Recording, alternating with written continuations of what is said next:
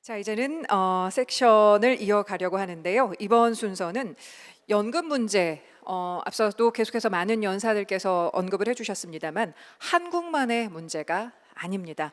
이 외국, 특히나 유럽은 사회적 갈등과 혼선 속에서도 지금 연금 개혁에 박차를 가하고 있다는 것 아마 두루 알고 계실 텐데요. 당장 마크롱 프랑스 대통령도 극심한 국민 저항 속에서도 연금 개혁을 밀어붙이고 있습니다. 자, 유럽 국가의 연금 개혁이 우리에게 주는 메시지가 분명히 있을 것 같은데요. 지금부터 양재진 연세대 행정학과 교수로부터 유럽은 어떻게 연금 해법을 찾았나라는 주제로 강연을 들어보겠습니다. 양재진 교수님을 큰 박수로 모셔주십시오.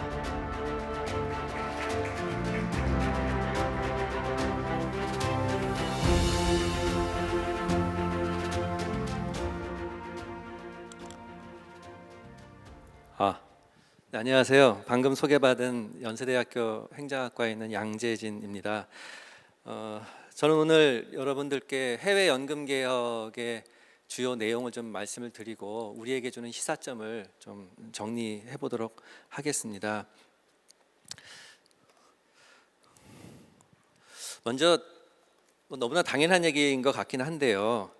왜 이들 국가가 연금 개혁에 나섰는지에 대해서 한번 배경을 좀 다시 한번 말씀을 드리도록 하겠습니다. 우리가 연금 개혁하면 사실은 재정 문제 때문에 뭐 연금액을 깎고 보험료를 올리고 이런 것만 있는 것이 아니라 사실은 소득 보장, 노후 소득 보장도 연금 개혁의 하나의 일환이 되죠. 그런데 어찌됐든 1990년대 이래 서구 우리보다 이제 앞선 복지 국가들이라고 할 수 있죠. 서구 복지 국가들은 재정 안정화 개혁을 단행을 쭉 해왔습니다.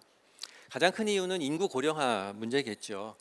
노인 인구가 이제 오래 살아서 늘어난다 뿐만이 아니라 더 중요한 것은 보험료나 세금을 내줄 생산 인구가 줄어드는 문제일 것입니다. 이렇게 복합적인 인구 고령화 문제. 그 다음에 생산 연령 인구가 줄더라도 한 사람이 생산을 많이 해서 그만큼 소득이 높아서 그렇다면은 그 중에서 일부를 세금이나 보험료를 내는 부담이 그렇게 크진 않을 텐데 사실은 또 동시에 저성장 국면으로 다 선진국들이 들어갔습니다. 따라서 혼자 내야 되는 부분들, 혼자 감당해야 되는 같이 동료 생산 인구가 줄어드는 마당에서 내가 부담해야 될 보험료율이 높아지지 않으면 은퇴자들한테 약속한 연금이 지급이 되지 할 수 없는 그런 상황이어서 보험료율이 지속적으로 올랐죠. 이 부분에 대해서 젊은 세대들은 이제 공포감을 갖는 언제까지 이게 계속 오를 것이냐라는 이제 그런 상황이 된 것입니다. 이 세 가지 상황이 복합적이지만 가장 중요한 건 그래도 인구 구조의 변화라고 할 수 있습니다. 전후 그 베이비붐 세대가 인구가 늘어났을 때와 달리 생산 인구가 줄어드는 이 상황인데요. 그래서 오늘 저희가 살피려고 하는 독일, 스웨덴, 일본 그리고 캐나다의 인구 구조를 한번 봤습니다. 맨 왼쪽 상단에 있는 이 세계 인구 피라미드가 아마 정상적인 인구 피라미드죠, 모양이. 그러나 지금 우리가 살펴보려고 하는 선진 산업 국가들은 피라미드가 아니라 인구 항아리 모양으로 다 이제 바뀌어 있습니다. 상단에 있는 노인들의 숫자는 많고요. 그 밑에 있는 생산 연령 인구의 숫자는 줄어들거나 그보다 작은 이 모습을 보이고 있죠. 그나마 출산율이 1.8 정도 유지되는 스웨덴은 그래도 조금 이게 균형 잡힌 모양이지만 여기 일본 보십시오. 초고령 국가인 일본이나 또 한국 경우는 인구 구조가 상당히 안 좋습니다. 연금액을 담당할 생산 연령이 굉장히 작은 이런 모습을 보이고 있는 거죠. 자, 그런데 여기 이 인구 구조에 영향을 받는 연금이라고 하는 것은 우리가 지금 갖고 있는 보통의 공적연금들, 즉 후세대의 보험금으로 은퇴자들에게 연금액이 지급되는 소위 말하는 부가 방식 혹은 세대 간 소득 이전 방식의 연금 제도가 타격을 받는 그런 상황인 겁니다. 인구 구조상. 우리가 이제 개인 연금들 쓰는 적립형 연금들이 있죠. 자기가 일할 때 어쨌든 자기 주머니에 연금을 쌓아두는 적립형 연금은 인구 구조랑은 직접적인 관련이 없습니다. 그래서 연금 개혁의 타겟은 부가 방식 혹은 우리가 보통 갖고 있는 전통적인 공적연금이 되겠다, 이런 말씀을 드리겠습니다. 자, 나라별 한번 살펴보겠습니다. 스웨덴 1990년 80년대부터 뭐 계획 얘기가 있었습니다만 지금 단행한 소위 말하는 구조개혁은 91년부터 시작이 됐습니다. 91년에 연금개혁이 시작될 때 우리나라의 지금 같은 상황이었어요. 연기금이 GDP의 37% 정도 가지고 있었고 30년 후 그러니까 저 이제 여기 보면 2025년 개혁을 하려고 한 그에서 35년 후인 2025년에 예상해 봤더니 필요 보험률이 뭐 여러 가지 변수에 따라 가정 변수에 따라서 다르지만 아무리 낮아도 23%까지 보험료가 올라가야 된다. 최악의 경우는 48%까지 보험률이 올라가야 지탱 가능하다라는 것이었습니다. 이런 상황에서 단행한 그 연금 개혁은 첫 번째, 두 번째 동그라미부터 보시면 우리 같은 이제 국민연금 같은 거죠.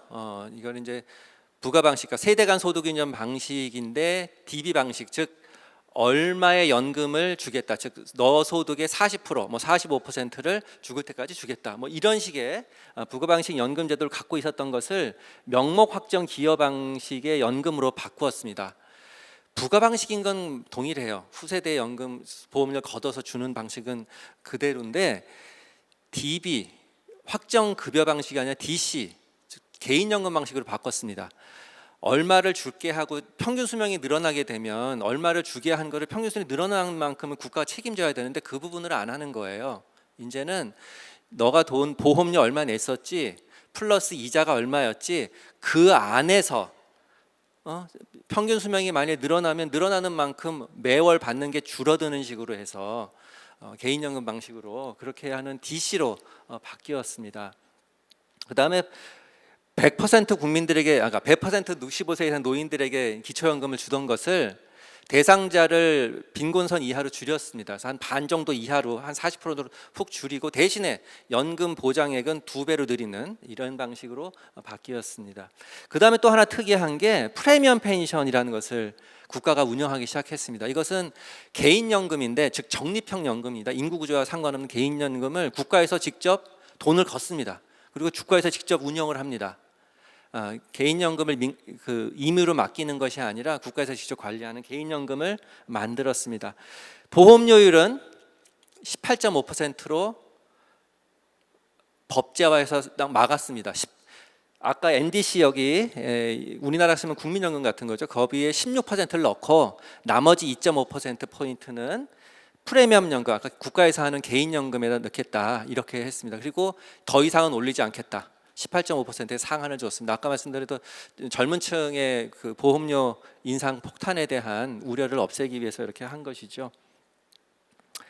그래서 보험료율이 고정된 다음에 평균 수명이 증가에 따른 추가 비용은 이제 은퇴자들이 흡수하는 구조로 간 겁니다. 보험료가 고정됐으니까 수입은 한계일 수밖에 없지 않습니까?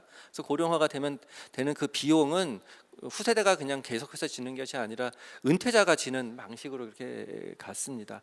결국엔 부가방식 연금이 축소가 되는 건데, 즉 부가방식의 전체 규모 지출액은 큰 차이가 없을 수 있습니다. 그러나 개인당으로 받는 월 연금액은 줄어들 수밖에 없겠죠. 그렇게 되는데, 그렇게 됐을 때 노후소득에 문제가 있지 않겠습니까? 그 부분은 아까 말한 대로 적립형 연금이 키워지니까 거기서 이제 모자란 건 보완하는 방식이고, 또 추가로 스웨덴은 우리나라 같이 퇴직연금 같은 것, 기업연금이 노사 합의로 이루어지는데, 이거 임의입니다. 아마 법정은 아닙니다만 노사 합의로 되는데 꽤 한 80%의 노동자들이 그 부분이 커버가 되기 때문에 그런 것들을 합쳐서 적립형 연금으로 보완하는 그런 식의 것을 제도를 그렇게 전환을 했고요. 그 결과 일단 뭐 중고령자 고용률이 증가하고 있는 것으로 나옵니다. 평균 수명이 늘어나는데 늘어나는 만큼 연금액이 계속 보장되는 것이 아니라 늘어나는 만큼 연금액이 월 연금액이 깎임으로 중고령자들이 좀 연금 수령액 그 기간 시급 그 시작 연을 좀 뒤로 미루거나 아니면 연금을 받으면서 일을 하는 그런 경우가 늘어났습니다. 그래서 고용률이 증가되고, 연금 지출은 꽤 안정되는 그런 모습을 보이고 있습니다. 여기 빨간색 표시가 스웨덴인데 80년, 그러니까 90년대 중반에 8%, GDP의 8%를 넘었던 공적연금 지출은 이후 6%, 7%대에서 쭉 안정되는 모습을 보이고 있습니다. 노인 인구가 늘어나도 전체 지출은 저렇게 되고 있는 것이죠. 독일로 넘어가 보겠습니다. 독일은 뭐 우리 같은 사회보험형 공적연금의 시초 국가고요. 그만큼 역사가 깊은데 90년 초에 이제 봤더니 앞으로 개혁을 하지 않으면 2030년에는 연금 보험료율이 41%까지 올라가겠다. 스웨덴과 비슷한 상황, 뭐 어느 나라나 마찬가지일 겁니다. 이런 상황을 예견이 됐던 상황에서 개혁을 단행을 했습니다. 그래서 여기도 보험료율은 인상할 수밖에 없다. 그러나 무작정 40%까지 올릴 수는 없고 한도를 두자. 그래서 2030년까지 오르긴 오르지만 아무리 많이 올려도 22% 이상은 올리지 않겠다고 법으로 몫을 박았습니다. 상한액을. 현재 2021년 현재 18.6%입니다. 어쨌든 수입에 한계가 있는 상황에서는 지출을 줄이는 수밖에 없는 거죠. 그래서 소득 대체율을 이제 명목 소득 대체율은 유지가 되더라도 실질 소득 대체율은 이제 줄어들게 되는데 그 방법 중에 하나가 자동 안정화 장치의 도입입니다. 제도 부양비, 즉 보험료를 내는 사람과 연금을 받는 사람의 비율, 그 비율이 이제 제도 부양비가 이제 높아지면, 받는 사람들이 많아지면 받는 사람들의 연금액이 자동으로 삭감되는 장치를 넣었습니다. 2004년 개혁의 핵심 내용이라고 할 수 있고요. 또 연금 수급 개시 연령을 또 인상을 했고, 이렇게 됐을 때 개인의 입장에서 보면은, 노인 개인의 입장에서 보면 연금액이 살살살 줄게 되어 있는 거 아닙니까? 여기도 마찬가지. 그래서 스웨덴만큼은 아니지만 적립형 연금을 키워서 그 모자른 연금액을 좀 보충하게끔 했습니다. 그게 리스터 연금이라고 하는 것인데요. 스웨덴은 이제 의무 가입으로 개인연금을 들게 했습니다만 여기서는 정액 보조금, 세제 혜택을 주게 되면 소득이 있는 사람들만 혜택을 봐서 연금 가입하게 될 건 그게 아니라 정액 보조금으로 누구나에게 주는 식으로 해서 저소득 가구들도 좀 가입을 할 수 있는 유인을 주기 위해서 정액 보조금 방식으로 리스터 연금을 도입을 했습니다. 그리고 기초 보장은 연금 제도를 따로 둬서 스웨덴처럼 하는 것이 아니라 우리나라 같은 국민기초생활보장제도 같은 공적 부조, 사회 부조를 가지고 저소득 노인에게 한정해서 이제 기초 보장을 해주는 그런 방식을 채택을 했습니다. 결과를 보시면 보험료율이 고정되고 평균 수명 증가에 따른 추가 비용 부담 은퇴자들이 흡수하는 구조로 갔고요. 그 결과 이제 개개인의 입장에서 보면 부가방식 연금에서 받는 연금액은 줄죠. 대신에 적립형 연금, 리스터 연금을 통해서 그 모자란 분을 받는 식으로 되어 있는데, 아무래도 저소득자들의 이 사적연금 가입이 상대적으로 저조합니다. 중산층 이상보다는. 그래서 노인 빈곤율이 조금씩 오르고 있고, 대신에 어쨌든 간에 연금 지출은 안정되는 그런 모습을 보이고 있습니다. 먼저 노인 빈곤율이 10%대에서 이제 15%로 이제 조금씩 오르는, 물론 이건 중위소득 60% 이하이기 때문에 기초 보장이 되어 있으니까 맨 밑에는 오히려 나은데 그 중간에 어중중한 노인들이 이제 빈곤율에 카운트가 되는 그런 상황이라고 볼 수 있습니다. 독일이 주황색인데요. 공적연금 지출이 10%대를 넘긴 합니다만 2000년대 이후에 좀 하향 혹은 좀 안정되게 쭉 가는 모습을, 공적연금 지출이 그렇게 가는 모습을 보실 수 있겠습니다. 일본입니다. 일본은 뭐 아시다시피 가장 노인 인구 비율이 높은 초고령화 국가고, 2000년 초에 추계했을 때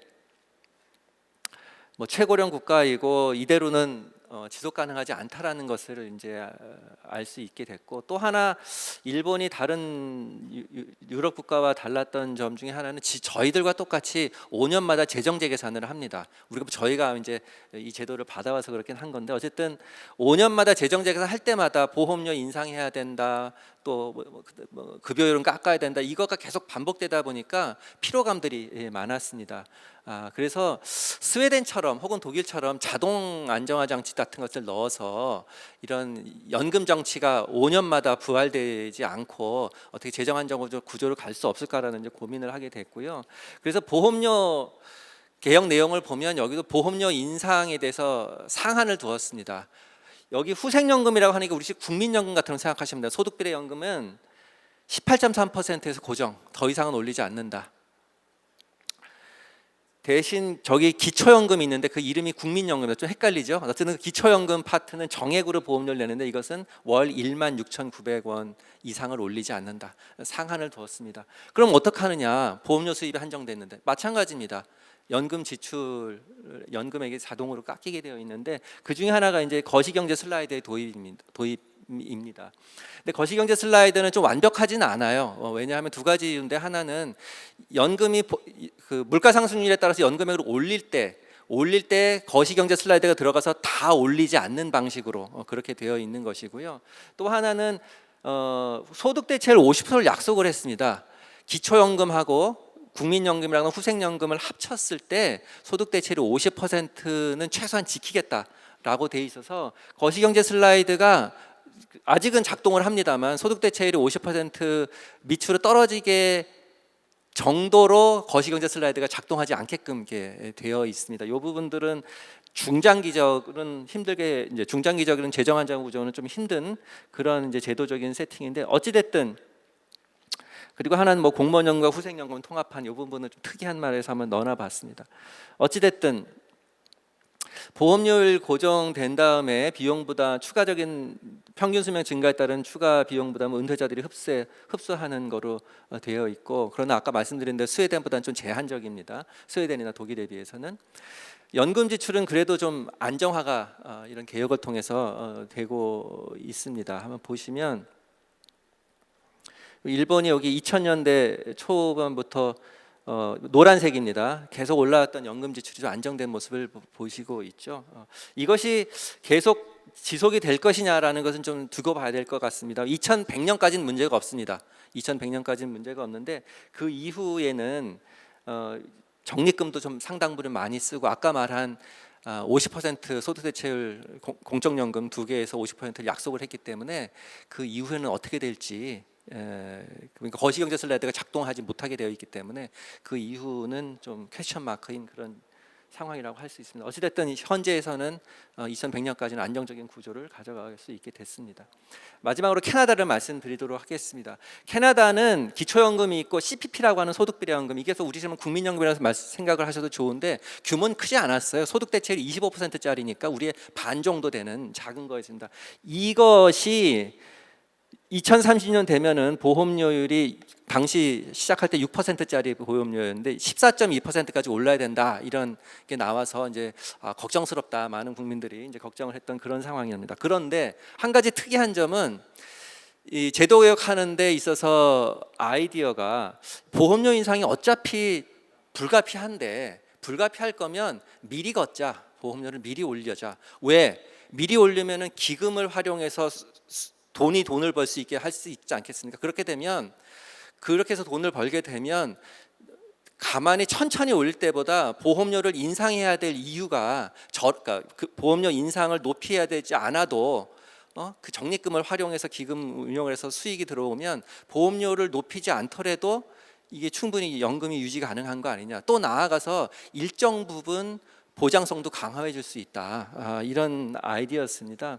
그래서 보험료율을 시작할 때 이제 6% 했었습니다만 이제 9.9%에서 이제 다시 올리는데 11.9%로 1년에 0.5% 포인트씩 올렸고요. 소득 대체율은 25%에서 33%로 인상을 했습니다. 그런데 이게 지속 가능할까? 믿는 구석이 있었습니다. 뭐냐면 그 아까 CPP가 캐나다의 국민연금이라고 그랬죠. 이 투자위원회, 우리가 쓰면 국민연금 기금 운용위원회 같은 곳이겠죠. 여기가 공격적 투자를 하는데 성과가 아주 좋았습니다. 이거를 믿은 거죠. 어떤 정도의 성과였냐면 보시면 그 상단에 캐나다가 지난 10년간 연평균 10%의 수익률을 보이고 있습니다. 한국의 한 4.7%, 5%좀 가까이 되고 다른 어떤 나라보다 높은 수준입니다. 요 밑에 빨간 거는 22년이 가장 최악의 상황이지 않았습니까? 2022년에 수익률이 어느 나라나 다 이렇게 떨어졌었는데 기금 수익률들이 캐나다는 마이너스 5%로 선방을 한 것입니다. 즉 위기 상황에서도 선방도 잘하고 중장기적으로는 높은 수익률을 가져가는 이걸 믿고 사실은 선제적으로 기금을 키우고 적립금을 활용하는 그런 방식으로 해서 연금 개혁을 했다라고 말씀드릴 수 있겠습니다. 이상 그 4개 국가에 그래도 성공적인 연금 개혁이 됐다라는 나라들을 살펴보았는데요. 시사점들을 한번 우리에게 주는 시사점들을 몇 가지 한번 정리해 보도록 하겠습니다. 첫 번째, 국민연금 보험료 인상은 불가피할 것 같습니다. 아까 우리 장관님께서도 말씀해 주셨습니다만 9% 보험료로 40%를 약속하는 건 유지가 사실 불가능합니다. 그래서 보통 한 20% 정도까지 올리는데 그러나 마냥 올릴 수는 없습니다. 우리가 추계를 해보면 아까 말씀드린 1.2 출산율이 1.2 7점대에서 0.7에서 1.2까지로 반등한다 하더라도 30% 중반까지 보험료율이 올라야지 그나마 유지가 가능한 국민연금이 됩니다. 그러나 30몇 %까지 올릴 수 있겠습니까? 또 출산율이 1% 정도밖에 안 될 경우에 아까 40%가 넘어가던데 가능하겠습니까? 유럽이 그랬듯이 우리도 가능하지 않고 그래서 올리되 보험료율 인상엔 상한을 둬야 될 것 같습니다. 스웨덴처럼 NDC 연금 한 16% 상한을 두던지 아니면 뭐 18% 정도 하든지 그것이 필요할 것 같고요. 그래서 올리되 상한을 법제화해서 보험료 폭탄에 대한 젊은 세대의 불안감을 해소해야 될 필요성이 있다 이렇게 생각을 합니다. 그리고 올린다면 속도는 좀 빨리 하자. 왜? 현재 우리가 아주 다행스럽게 기금이 있습니다. 그리고 보험료를 인상을 하게 되면 기금이 축적돼서 그 보험료 그 기금을 활용을 해서 우리가 기금 수익률 1%만 올려도 기금 고갈 시점 5년을 늘릴 수 있는 정도가 되니까 이거를 활용할 수 있게 해야 된다는 건데 그 시점은 그렇게 해서 빨리 해야 되는데 더 빨리 해야 되는 이유 중에 더 큰 이유는 이게 지금 보험료를 납부하는 국민연금 가입자의 숫자입니다. 2023년에 2,200만 명에 달하는 가입자가 있는데 이것이 반토막 이하로 떨어지게 됩니다. 즉 40세 지금의 50대 40대가 노동시장에 남아 있을 때 보험료율을 좀 빠른 속도로 인상을 해서 이분들이 기금을 좀 올게 축적할 수 있게 해주면 그걸 통해서 나중에 이분들이 은퇴했을 때 연금도 활용할 수 있고 거기에서 수익도 활용해서 연금을 지급할 수 있다라는 거죠. 이걸 늦추게 되면 이분들이 연금 보험료 안 내고 그냥 다 은퇴해 버리고 나면 20% 보험료 될 것이 40%가 되어야 됩니다. 왜냐하면 보험료 내는 사람이 반토막 이하로 줄어드는데 이분들은 더 많은 보험료를 내야 되지 않습니까? 그래서 이왕 올리는 거 상한은 정해놓되 올리는 거 빨리 올려야 되지 않을까 이런 생각을 합니다. 그 다음에 어찌됐든 그 약속된 연금을 최대한 지급하려 하겠지만 그래도 수명이 늘어나고 생산 인구가 줄고 하는 것에 따라서 이 연금액은 줄어들 수밖에 없습니다. 아까 말씀하셨듯이 현재 월 58만 원이라고 했습니다만 이것은 연금 제도가 성숙되지 않고 지금 가입도 되지 않은 분들 그 다음에 가입 기간이 짧아서 연금 납부 기간이 짧기 때문에 연금액이 얼마 안 되는 부분들이 지금 현재 연금 수급자이기 때문에 그렇지 앞으로 몇십 년 후에는 상황이 달라집니다. 지금도 TV 보도 보시면 알겠습니다만 국민연금 월 200만 원 인상 받는 사람의 숫자가 매년 3배씩 증가하고 있는 이런 상황이기도 해서요. 이 문제는 좀 시간 가면 해결이 됩니다. 문제는 지속 가능성 문제인데 어쨌든 연금액이 계속 올라갔다가 이제 조금씩 떨어지는 연금 개혁이 떨어지는 방향으로 가게 될 것입니다. 이랬을 때 우리가 활용할 건 스웨덴이나 독일처럼 적립형 연금이어야 됩니다. 다행히 우리에겐 적립형연금이 의무로 들어와 있습니다. 퇴직연금입니다. 퇴직연금의 고용주들이 소득의 8.3 월급의 8.33%씩 납입을 해주지요. 해주게 되어 있습니다. 아니면 퇴직금을 주던가. 이 퇴직연금에 내는 보험료가 매년 50조에 달합니다. 2021년 기준으로만 해도 고용주가 부담한 게 49.9조. 그다음 개인이 이제 개인연금식으로 퇴직연금에도 가입해서 또 하지 않습니까? 요게 한 6.5%, 6.5조 해서 총 56조 정도가 되는데 이 보험료는 국민연금이 같은 해에 51조의 보험료 수입을 걷습니다. 여기 이거보다 커요. 이렇게 큰 돈을 연금으로 활용해야 된다라는 것이고요. 그런데 현재는 퇴직연금이 제대로 활용이 안 되고 있습니다. 대부분 일시금으로 받거나 중도 인출해서 그냥 가져가고 있기 때문에 연금은 역할을 제대로 못합니다. 그래서 공적연금이 조금 이제 액수가 떨어지는 요 시점에 들어가서는 퇴직연금의 적립형 연금이 그거를 보완할 수 있게 해주는 이런 제도 개혁이 필요하다. 그래서 국민연금 재정안전 개혁은 퇴직연금의 강화와 함께 이루어져야 한다. 이런 말씀을 드리고 싶습니다. 마지막입니다. 자, 개혁 방향이 합리적으로 마련된다 하더라도 이거를 진짜로 실행해서 제도화하는 건 또 다른 문제일 거라고 생각을 합니다. 스웨덴 같은 경우에는 아까 장관님도 그러셨습니다마는 합의형이라고 했었죠. 국회에서 여야가 합의해서 미래를 위해서 이 문제를 해결했습니다. 물론 반대하는 그룹들이 분명히 있었습니다. 7개 정당 중에 2개 정당은 극렬하게 반대했었죠. 그렇기 때문에 이 여야 5개 정당이 총선 3개월 전에 연금 개혁안을 통과시켜 버립니다. 연금이 정치 이슈가 되면 안 된다. 이건 미래 세대를 위한 것이다. 해서 그런 식으로 해서 이제 통과가 됐었고, 이런 연금안을 만든 개혁위원회는 노동자 대표, 사용자 대표를 배제했었습니다. 그래서 전문가 중심으로 하고 미래를 위해서 했던 그런 상황이었고, 일본은 어떻게 보면 좀 관료 중심형이라고도 할 수 있을 것 같습니다. 후생선 관료들이 기술 합리적으로 제도 설계를 했고 이거를 고이즈미 총리가 받아들인 그런 상황이었다라고 이해하시면 좋을 텐데, 우리는 이 보건복지부에서 하실 수 있을지 잘 모르겠습니다. 정권 교체 때마다 이제 많이 공무원들이 혼나서 좀 영혼 없는 공무원 이런 얘기도 있고 하는데 힘들 것 같고요. 그래서 독일 모델이 좀 필요하지 않을까 이런 생각을 합니다. 일단 슈레더 총리 이제 개혁 3인당 당시 이제 3인당 정부에서 슈레더 총리 개혁 리더십이 작용한 것으로 보이고, 그래서 연금개혁위원회 이름조차가 거기서는 사회보장제도의 재정적 지속성 확보를 위한 전문가위원회였어요. 재정적 지속성 확보라는, 그러니까 재정 안정화라는 것을 못을 박은 위원회였어요. 정책 방향이 이미 정해졌다라는 거죠. 그리고 거기에는 위원장은 경제학과 교수였고 26명의 위원회 전과 달리 민간보험사 대표도 참여하는 식으로 해서 정책 방향이 어느 정도 마련이 되고, 그것을 이제 국민들에게 객관적인 정보를 이제 제시하면서 설득해 나가는 거죠. 그리고 뭐 어떻게 보면 3인당이 이것과 뭐 하르치 개혁 때문에 사실은 분당이 돼서 이제 좌파당이 이제 3인당 좌파가 이제 분당해서 나가는 정도로 큰 홍역을 치르면서 했었는데, 어쨌든 이렇게 그 개혁 리더십이 작동된 독일의 모습을 볼 수 있겠습니다. 한국은 이런 걸 봤을 때 뭐 스웨덴 모델은 좀 힘들 것 같고요.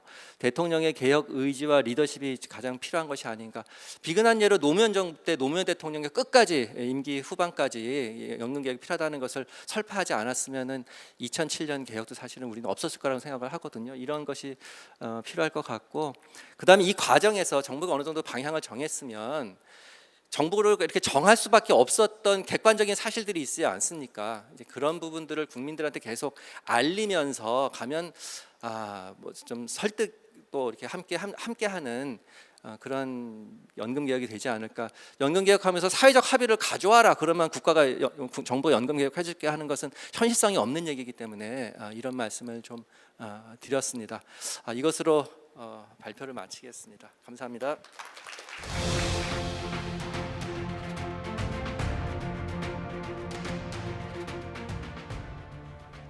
감사합니다. 양재진 교수님께서 아주 실질적인 해법을 모색을 해주셨습니다. 스웨덴과 독일 그리고 일본, 캐나다의 실제 사례를 들어주셨습니다.